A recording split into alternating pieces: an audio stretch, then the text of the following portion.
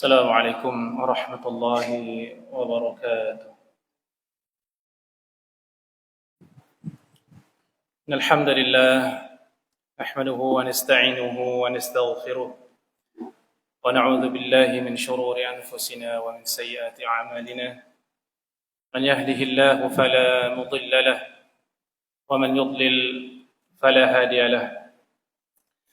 أشهد أن لا إله إلا الله وحده لا شريك له وأشهد أن محمدا عبده ورسوله.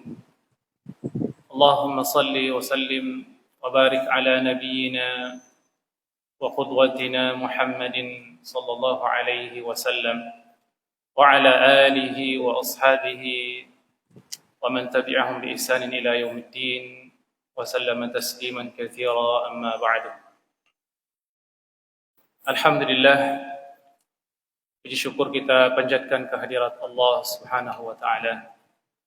Di kesempatan malam yang mulia dan berbahagia ini, di malam Jumat bertepatan dengan tanggal 7 Dzulqa'dah 1447 Hijriah.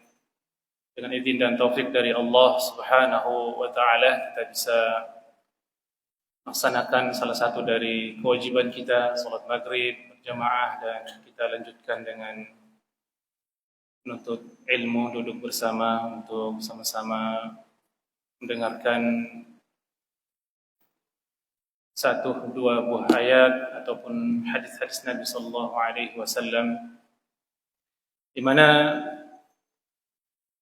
salah satu di antara tujuannya adalah kita berharap kepada Allah Subhanahu wa taala dengan kegiatan yang kita lakukan seperti ini, kita dapat merawat daripada ketakwaan kita kepada Allah Subhanahu wa taala.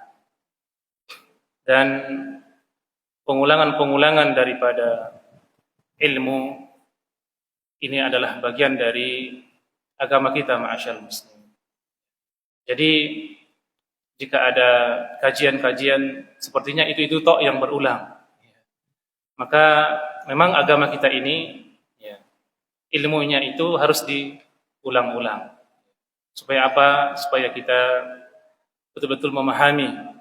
Dan terkadang ketika kita terlupa, maka dengan kita mendengarkan kita bisa ingat kembali, atau pada saat kita ingat akan lebih menguatkan kita lagi, menambah semangat kita di dalam beribadah dan mendekatkan diri kepada Allah Subhanahu wa taala. Karena ketakwaan ini, ma'asyiral muslimin, adalah sesuatu bekal yang harus kita persiapkan untuk kembali kepada Allah Subhanahu wa taala. Mengapa ketakwaan ini perlu untuk kemudian kita jaga terus? Karena hanya dialah satu-satunya persiapan kita untuk kembali menghadap kepada Allah Subhanahu wa taala. Takwaan inilah yang akan menuntun kita untuk berjalan di atas jalan yang lurus. Ketakwaan inilah yang akan membawa ketenangan kepada kita. Ketakwaan inilah yang akan menjadi solusi dari masalah-masalah yang kita hadapi. Dan aktivitas kita seperti ini, dari ibadah yang satu ke ibadah yang lainnya, ini adalah salah satu di antara sebab kita untuk merawat dan menjaga ketakwaan kita kepada Allah Subhanahu wa taala. Hadirin sidang jamaah salat maghrib yang dimuliakan Allah Subhanahu wa taala. Sedikit terkait dengan bulan kita berada di atasnya, kita sudah sepekan berada di bulan yang mulia ini, bulan yang disebutkan oleh Allah Subhanahu wa taala di dalam Al-Qur'an bahwa dia adalah bulan dari bulan-bulan yang haram. Dan mungkin kita sudah sering mendengarkan firman Allah Subhanahu wa taala di surah At-Taubah ayat 36. Allah Subhanahu wa taala berfirman, "Inna 'iddatash syuhuri 'indallahi 12 syahran fi kitabillah. Yauma khalaqas samawati wal ard minha arba'atun hurum." Sesungguhnya hitungan bulan di sisi Allah Subhanahu wa taala adalah 12 bulan. Pada saat Allah Subhanahu wa taala menciptakan langit dan bumi ini, dan di antara 12 bulan itu ada bulan yang istimewa di sisi Allah Subhanahu wa taala, yaitu disebut dengan bulan-bulan yang haram. Dan bulan-bulan yang haram ini, ma'asyiral muslimin, disebutkan oleh Nabi sallallahu alaihi wasallam thalathun mutawaliyat. Maka ada 3 yang dia berurutan bulan itu. Apa saja? Yaitu kita sekarang ini berada di dalamnya. Dimulai dari bulan kita berada di dalamnya sekarang ini, yaitu bulan Dzulqa'dah, dan bulan setelahnya adalah bulan Dzulhijjah, lalu bulan setelahnya awal bulan dari bulan Hijriah yaitu bulan Muharram. Lalu yang satunya di mana? Yaitu bulan Rajab, yang diagungkan oleh kabilah Mudhar sehingga disebut dengan Rajabu Mudhar. Ya. Rajab Mudhar yang dinisbahkan kepada kabilah Mudhar yang lebih mengagungkan daripada bulan yang satu ini, bulan Rajab ini. Maka 4 bulan ini, ma'asyiral muslimin, kita harus mengagungkannya. Kita harus mengagungkannya, kita harus memuliakannya, memperlakukannya dengan sebaik-baiknya, agar supaya apa? Supaya kita mendapatkan keberuntungan di dalamnya.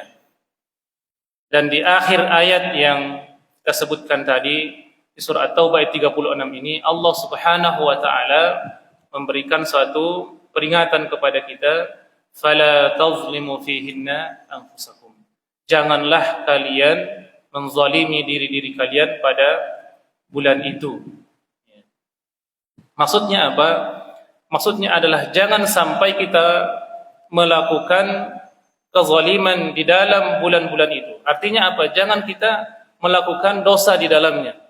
Jangan kita bermaksiat di dalamnya.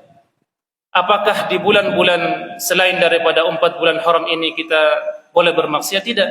Ya. Tetap dilarang untuk bermaksiat kepada Allah Subhanahu wa taala di semua bulan, di semua tempat dan semua waktu. Akan tetapi di dalam 4 bulan haram ini lebih ditekankan lagi, lebih diperhatikan lagi. Ya. Ini kurang lebih sama dengan firman Allah Subhanahu wa taala di suratul Baqarah.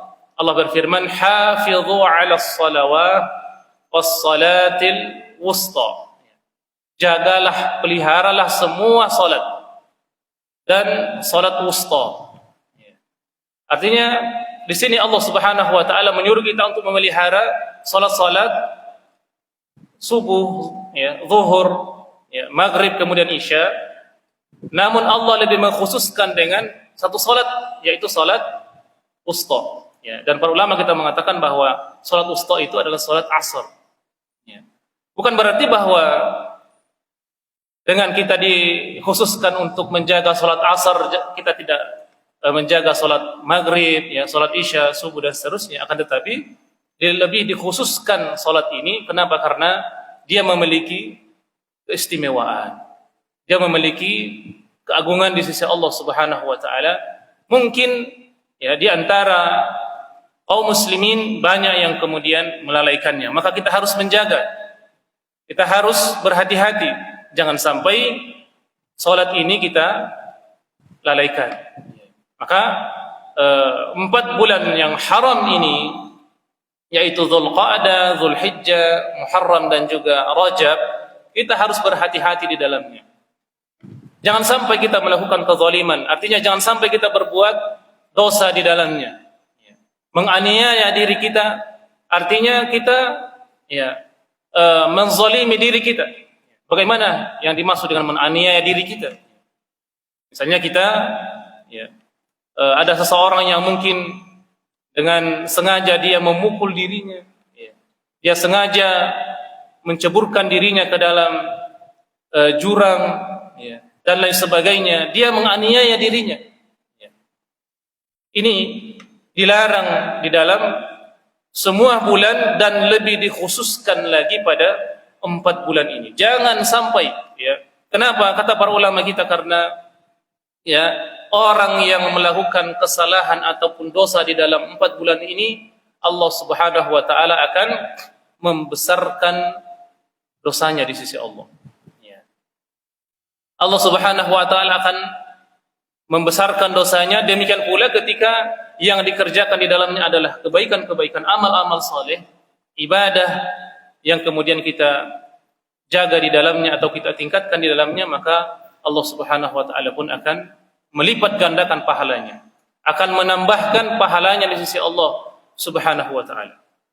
Maka ma'asyiral muslimin dan jamaah salat maghrib yang dimuliakan Allah Subhanahu wa taala, ulun menasihatkan kepada diri pribadi dan kepada kita semuanya, marilah kita bersama-sama di dalam bulan-bulan yang haram ini, ya, dari Zulqa'dah, Zulhijjah dan seterusnya, kita berusaha semaksimal mungkin untuk menjaga keimanan kita, merawat keimanan kita, ketakwaan kita kepada Allah Subhanahu wa taala, ya.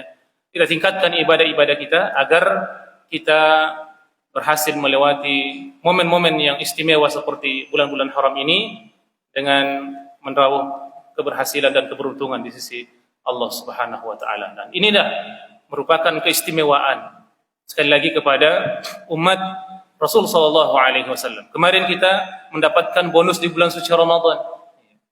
Alhamdulillah, berlalu Ramadan, kemudian datang Syawal, kita dipertemukan lagi dengan bulan Zulqa'dah, Zulhijjah, Muharram, bulan-bulan haram yang akan dilipat gandakan lagi pahala kita di dalamnya. Maka alhamdulillah, kita berbahagia, bersyukur kepada Allah. Allah masih memberikan kesehatan kepada kita, memberikan umur kepada kita untuk beribadah di dalam bulan-bulan yang mulia ini. Maka kita berdoa kepada Allah Subhanahu wa taala agar ibadah-ibadah kita ini, salat kita yang barusan kita laksanakan ini, dan juga ibadah yang sedang kita laksanakan ini diterima oleh Allah Subhanahu wa taala. Allahumma rabbana taqabbal minna salatana wa sa'ir a'malina innaka antat tawwabur rahim.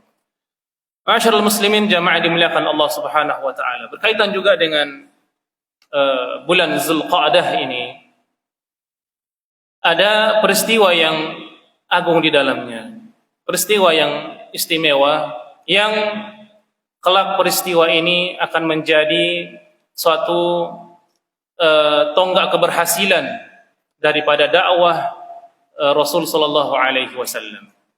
Di bulan Zulqa'dah ini, ya, terjadi yang namanya perjanjian Hudaybiyah. Perjanjian Hudaybiyah ini terjadi pada tahun ke-6 Hijriah, ya, di mana Rasulullah sallallahu alaihi wasallam bersama dengan rombongan para sahabat, ya, radhiyallahu anhum ajma'in, ini berangkat ke Mekah untuk melaksanakan ibadah umrah, ya. Sehingga mereka memakai pakaian ihram, berangkat dari Madinah menuju ke Mekah dengan mengendarai kendaraan mereka, unta mereka, dan juga hadiyu mereka, ya. Lalu mereka sampai di Hudaybiyah, ya, sudah masuk di wilayah Mekah, ya. Kurang lebih sekitar Hudaybiyah ini dari yang terletak di antara Mekah dengan Jeddah, ya. Kurang lebih mungkin sekitar 23 atau 22 kilometer yang menuju Mekah. Lalu kemudian, ya, setelah mereka melalui perjalanan, ya, kemudian mengatur strategi agar mereka bisa sampai di Mekah, akhirnya orang-orang Quraisy pun juga mengetahui akan keberangkatan Rasul sallallahu alaihi wasallam dan juga para sahabatnya menuju ke Mekah untuk melaksanakan ibadah. Dan di benak orang-orang Quraisy, ya, di memori orang-orang Quraisy, memandang kaum muslimin, ya, Nabi sallallahu alaihi wasallam bersama dengan para sahabat itu seperti orang yang harus dibasmi, orang yang harus di bumi hanguskan, ya. Setelah mereka berhasil mengusir Nabi SAW dari Mekah ke Madinah, ya, kemudian mereka, ya, di 3 peperangan sebelumnya, ya, ingin menghabisi Rasulullah SAW bersama dengan sahabat-sahabatnya, ya, perang Badar, ya, kemudian perang Uhud, ya, kemudian perang Ahzab. Ya. Lalu apa yang terjadi? Ya, justru dakwah Rasulullah sallallahu alaihi wasallam semakin berkembang. Ya. Semakin banyak pengikutnya. Yang dulu hanya ratusan orang, sekarang sudah bersama Rasulullah sallallahu alaihi wasallam menuju Mekah ada 1.400 lebih. Sahabat bersama dengan Nabi sallallahu alaihi wasallam. Maka di benak orang-orang Quraisy yang ada adalah bagaimana supaya kaum muslimin ini kita bumi hanguskan. Bagaimana kaum muslimin ini kita habisi. Ya. Itu yang terjadi. Dan itulah yang menyebabkan mereka menghadang kafilah Rasulullah sallallahu alaihi wasallam, padahal Rasulullah sallallahu alaihi wasallam datang bersama dengan sahabat-sahabat beliau, sudah jelas apa yang mereka inginkan. Mereka tidak ingin perang. Ya. Pedang-pedang mereka disarungkan, tandanya bahwa mereka tidak menginginkan peperangan. Ya. Kemudian mereka memakai pakaian ihram. Lalu kemudian mereka bersama dengan unta-unta ataupun hewan-hewan hadiu mereka.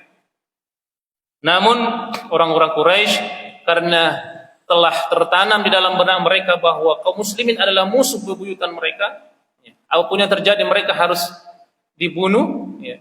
Maka mereka berusaha untuk kemudian menghadang kaum muslimin dan mengajak untuk berperang. Namun apa yang terjadi ma'asyiral muslimin? Nabi sallallahu alaihi wasallam mengutus utusan beliau sallallahu alaihi wasallam untuk kemudian berdialog dengan mereka. Ya, bahwa kami tidak menginginkan perang. Kami datang adalah untuk beribadah kepada Allah Subhanahu wa taala. Namun alhasil ma'asyiral muslimin bahwa setelah terjadi perundingan bersama dengan utusan Nabi sallallahu alaihi wasallam, maka terjadilah yang namanya Sulhul Hudaybiyah, perjanjian Hudaybiyah, di mana isinya adalah disampaikan kepada Nabi sallallahu alaihi wasallam bersama dengan para sahabat-sahabatnya bahwa umrah untuk tahun itu tidak diperbolehkan masuk, dan akan digantikan dengan tahun berikutnya. Akan digantikan dengan tahun berikutnya. Kemudian di antara klausal dari perjanjian tersebut adalah bahwa terjadinya gencatan senjata. Seperti sekarang kita melihat antara Iran dengan Amerika terjadi gencatan senjata, ataupun saudara kita di Palestina dengan Zionis Israel terjadi gencatan senjata, maka pada saat itu juga terjadi gencatan senjata. Dan gencatan senjata yang terjadi pada saat itu memiliki keberuntungan yang besar kepada kaum muslimin. Kenapa? Karena waktunya sangat lama, selama 10 tahun. Gencatan senjata bukan hanya sebulan, tetapi gencatan senjata pada saat itu adalah selama 10 tahun. Dan kemudian di antara klausal juga dari isi perjanjian Hudaybiyah tersebut adalah bahwa barang siapa di antara orang-orang Quraisy, maksudnya penduduk Mekah ini, yang kemudian pergi ke Madinah, negerinya kaum muslimin, dan tidak seizin dengan walinya, maka dia harus dikembalikan kepada orang-orang Quraisy di Mekah. Sebaliknya, kalau ada orang-orang Madinah, kaum muslimin yang kembali ke Mekah, maka tidak boleh dikembalikan. Jadi beberapa isi dari perjanjian ini secara sepintas, secara logika manusia, demikian pula yang terjadi pada para sahabat, itu merugikan kaum muslimin. Akan tetapi ma'asyiral muslimin, ternyata perjanjian ini subhanallah itu membawa kemenangan kepada kaum muslimin, membawa keberuntungan kepada umat Islam. Karena sepulangnya Nabi sallallahu alaihi wasallam dari perjanjian Hudaybiyah tersebut ke Madinah, turunlah firman Allah Subhanahu wa taala di awal dari surah Al-Fath. Allah Subhanahu wa taala berfirman, "Inna fatahna laka fatham mubina." Sesungguhnya Allah Subhanahu wa taala akan memberikan kemenangan dengan kemenangan yang besar. kemenangan yang besar, bukan kemenangan yang biasa-biasa saja. Sahabat pulang berduka. Kenapa? Karena sudah sekian lama mereka sangat rindu untuk bertemu dengan kampung halaman mereka, mungkin keluarga mereka, rindu bertemu dengan Ka'bah, beribadah di Ka'bah. Lalu kemudian mereka terhalang ya, oleh kaum mereka sendiri. Mereka sedih. Mereka kembali ke Madinah dengan membawa kesedihan.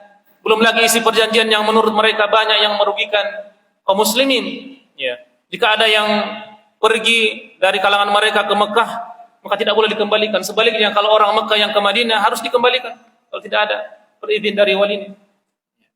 Akhirnya tanya ma'asyiral muslimin, Allah mengatakan bahwasanya penundaan ini ya, adalah merupakan kemenangan besar bagi kaum muslimin. Kemenangan besar. Dan betul ma'asyiral muslimin, Fathul Mekkah itu terjadi pada masa ya, gencatan senjata ini. Terjadi pada tahun ke-8 Hijriah.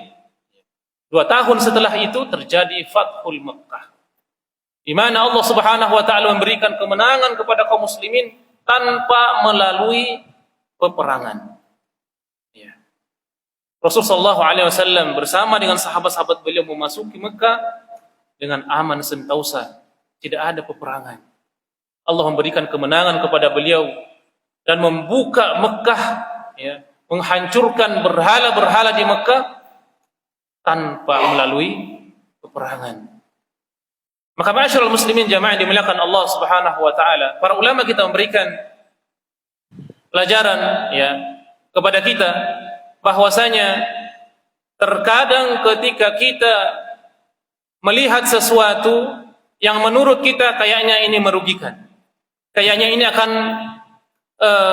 merusak rencana kita ya, ini mengecewakan kita dan lain sebagainya ya, maka boleh jadi apa yang kita sangkakan itu adalah baik bagi kita.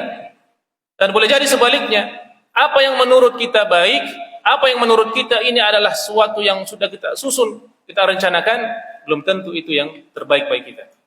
Allah mengingatkan kita di suratul Baqarah, wa asa an takrahu syai'an wa huwa khairul lakum. Boleh jadi apa yang kalian benci itu adalah baik bagi kalian. Wa asa an tuhibbu syai'an wa huwa syarrul lakum. Boleh jadi sebaliknya. Apa yang kalian anggap baik, apa yang kalian sukai, itu adalah buruk sebenarnya bagi kalian. Pelajaran dari Hudaybiyah ini, ma'asyiral muslimin, bahwa sesuatu yang menurut kita kayaknya merugikan kaum muslimin, kayaknya membawa bencana ke depannya bagi kaum muslimin, ya, belum tentu ya seperti itu hasilnya. Gencatan senjata ma'asyiral muslimin seperti yang terjadi di Gaza hari ini ya. Banyak orang yang mengatakan bantuan yang masuk hanya beberapa saja ya. Tidak semuanya bantuan bisa masuk ya. Yang mungkin diharapkan bisa masuk ribuan kontainer ya. Ma'asyiral muslimin, kalau kita mengetahui kondisi yang sebenarnya terjadi di sana ya, sebelum terjadinya gencatan senjata ini, itu luar biasa. Tidak ada yang boleh masuk. Tidak ada bantuan boleh masuk. Alhamdulillah dengan terjadinya gencatan senjata seperti sekarang ini, sudah ratusan kontainer bisa masuk membawa makanan. Alhamdulillah. Ya. Dan inilah yang terjadi di zaman Rasul sallallahu alaihi wasallam. Maka jika terjadi gencatan senjata, maka kaum muslimin ya diberikan pilihan apakah mengambil ataupun tidak. Maka harapannya adalah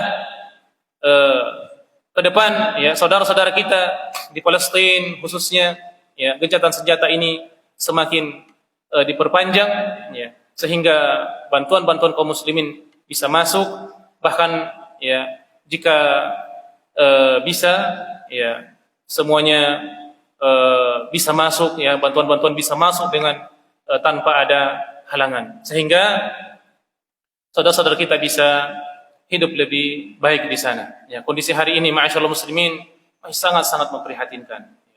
Dan tentu, ya kita yang tidak bisa untuk kemudian bersuara, tidak bisa untuk kemudian memberikan bantuan yang lebih besar daripada itu, maka jangan lupakan mereka dalam doa-doa kita. Jangan lupakan mereka dalam doa-doa terbaik kita agar Allah Subhanahu wa taala memberikan pertolongan kepada mereka. Ya. Karena kita tidak tahu di antara doa-doa dari kaum muslimin siapa yang kelak, siapa yang nantinya akan diterima oleh Allah Subhanahu wa taala. Boleh jadi adalah doa-doa kita yang kemudian diterima oleh Allah Subhanahu wa taala, lalu Allah Subhanahu wa taala menjadikan itu sebagai sebab pertolongan kepada saudara-saudara kita di sana, sebagaimana yang terjadi pada Fathul Makkah. Ma'asyiral muslimin jamaah dimuliakan Allah Subhanahu wa taala. Pelajaran yang kita bisa ambil juga dari kisah Hudaybiyah ini, bahwasanya ketika Allah Subhanahu wa taala memberikan kepada kita ujian, kesulitan-kesulitan, ataupun kita merasa bahwa ini adalah suatu kerugian kepada kita, maka jangan pernah untuk berputus asa dari rahmat Allah Subhanahu wa taala. Ini yang tertanam di dalam jiwa-jiwa para sahabat bersama dengan Rasul sallallahu alaihi wasallam. Mereka tidak berputus asa dari rahmat Allah Subhanahu wa taala. Sehingga Allah Subhanahu wa taala mengganti kerugian-kerugian mereka itu dengan balasan yang luar biasa, kemenangan yang besar, fathum mubin, kemenangan yang besar yang Allah Subhanahu wa taala berikan kepada mereka. Tanpa melalui peperangan mereka bisa merebut Mekah, membebaskan kota Mekah. Maka Allah Subhanahu wa taala menyampaikan kepada kita solusi daripada masalah yang kita hadapi, fa inna ma'al usri yusra. Sesungguhnya bersama kesulitan itu ada kemudahan.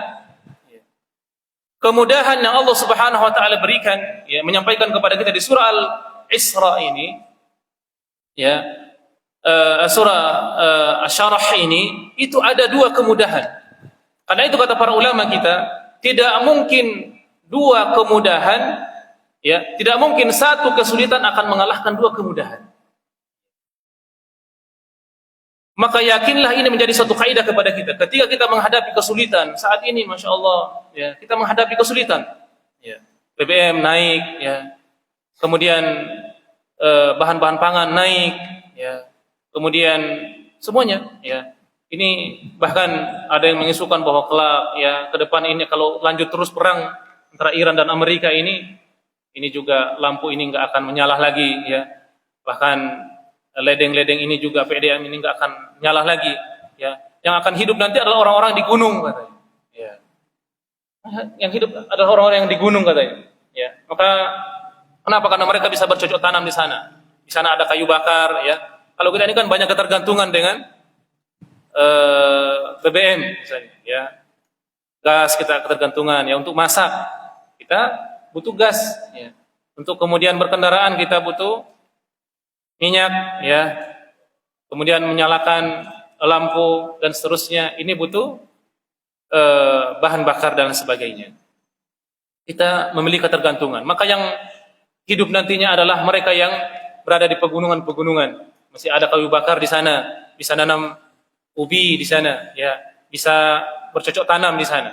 Di kota-kota ini sudah sulit, pengairan tidak jalan, dan lain sebagainya. Hadirin dimuliakan Allah Subhanahu wa taala, menghadapi kesulitan-kesulitan seperti ini, maka ingatlah bahwasanya tidak mungkin Allah Subhanahu wa taala menurunkan kesulitan kepada kita kecuali bersamanya ada kemudahan-kemudahan. Ini kaidah yang harus kita pegang, fa inna ma'al usri yusra. Sesungguhnya bersama kesulitan itu ada kemudahan, Maka kita boleh untuk kemudian melakukan langkah-langkah preventif, langkah-langkah pencegahan, sebagaimana juga nasihat dari para ulama-ulama kita bahwa wahai kaum muslimin, jangan terlalu boros, menghadapi krisis itu kita harus berhemat, usahakan jika ada lahan-lahan kita yang bisa tanamin dengan tanam-tanaman yang bisa menjadi bahan pokok, seperti ubi, kemudian padi dan lain sebagainya, yang mungkin nanti bisa menjadi stok bagi kita, ketika naudzubillah terjadi hal-hal yang kita tidak inginkan. Artinya ada persiapan-persiapan.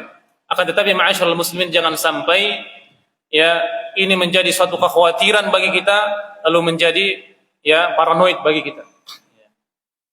Lalu kemudian kita tiba-tiba langsung meninggalkan rumah kita, pergi ke kampung, ya, pergi ke desa-desa untuk kemudian mengungsi ke sana, ya. Ini sesuatu yang kita tidak inginkan. Bukan seperti itu yang diharapkan oleh para ulama kita, akan tetapi mereka ya menyampaikan kepada kita bahwa berhematlah, ya. Sesuatu yang tidak perlu kita beli, tidak usah kita beli, ya. Berhematlah. Kemudian tanamlah sesuatu yang bisa menopang kebutuhan pokok kita jika suatu saat terjadi krisis dan lain sebagainya. Hadirin yang dimuliakan Allah, ya, Subhanahu wa taala.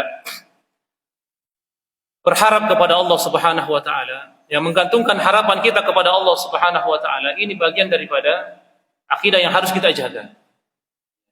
Jangan sampai kemudian dengan isu-isu yang kemudian beredar seperti itu, lalu kemudian kita menjadi putus asa dari rahmat Allah. Tidak boleh menjadikan kita berputus asa dari rahmat Allah. Karena Allah Subhanahu wa taala mengingatkan kepada kita, innahu la yai'asu min rauhillahi illal qaumil kafirin. Sesungguhnya tidaklah orang-orang yang berputus asa dari rahmat Allah kecuali orang-orang yang kafir. Ya. Maka ya, jangan pernah kita berputus asa dari rahmat Allah, dari pertolongan Allah Subhanahu wa taala.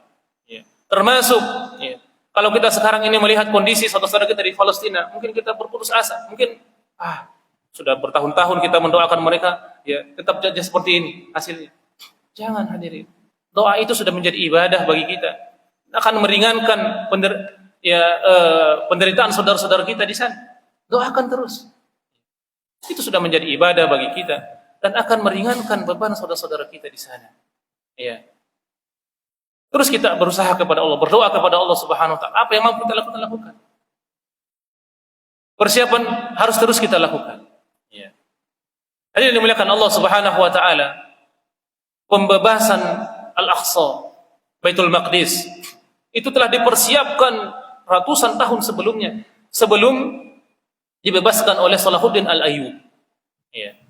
Sebelumnya ada Nuruddin Zinki. Ya. Nuruddin Zinki ini telah menyiapkan mimbar, ya, di Masjidil Aqsa. Namun mimbar itu ya, nanti ya ditancapkan di Masjidil Aqsa pada saat ya penaklukan Al-Aqsa bersama dengan Salahuddin Al-Ayyub. Ini bayangkan bagaimana keyakinan, bagaimana harapan besar ya dari kaum muslimin, ya dari para ulama, dari para pejuang ya, tentang kemenangan, ya, tentang sebuah pertolongan Allah Subhanahu wa taala, fathum mubin. Maka mudah-mudahan juga ini yang terjadi pada Baitul Maqdis, ya. Terus kita berdoa kepada Allah Subhanahu wa taala. Allah yang akan mengirimkan nanti pertolongannya, siapa nanti yang akan membebaskan Al-Aqsa. Al-Aqsa menanti kita, menanti doa-doa kita. Ya. Semoga Allah Subhanahu wa taala menjadikannya sebagaimana Fathul Makkah. Ya, Fathul Makkah ya, yang diraih, yang didapatkan tanpa terjadinya peperangan. Hadirin dimuliakan Allah Subhanahu wa taala. Maka dalam kondisi kita seperti ini, ya, menghadapi situasi yang tidak menentu, ya, seperti sekarang ini, ya, geopolitik yang tidak menentu, ya, maka dibutuhkan keteguhan iman, kekuatan iman di dalam jiwa-jiwa kita, ya, saling menguatkan, saling mengokohkan agar kita tidak berputus asa dari rahmat Allah Subhanahu wa taala. Agar kita senantiasa menjaga ketakwaan kita kepada Allah Subhanahu wa taala, keimanan kita kepada Allah Subhanahu wa taala, semakin meningkatkan ibadah kita kepada Allah Subhanahu wa taala. Marilah kita belajar daripada saudara-saudara kita di Palestina. Ya. Mereka subhanallah tanpa rumah, dengan makanan yang serba terbatas. Mereka tidak pernah berputus asa dari rahmat Allah Subhanahu wa taala. Ketika mereka ditanya, "Apa yang kalian rasakan?" Mereka selalu memuji kepada Allah Subhanahu wa taala. Subhanallah. Ini keimanan yang luar biasa, masyaallah muslimin. Ya, yang kalau mungkin di antara kita yang mengalami kondisi seperti ini, ya, kita tidak mengetahui bagaimana suasana, ya, bagaimana kondisi kita ketika kita yang mengalami kondisi seperti itu. Tapi Allah Subhanahu wa taala memberikan ujian, cobaan kepada hamba-hambanya sesuai dengan kadar keimanan mereka. Hadirin yang dimuliakan Allah Subhanahu wa taala. Terakhir ya daripada kajian kita ya bahwasanya di bulan Zulqa'dah ini ya mari kita jadikan sebagai sebuah tonggak kemenangan ya. Sebuah tonggak kemenangan ya di dalam perjuangan kita. Di dalam perjuangan kita bahwasanya ada suatu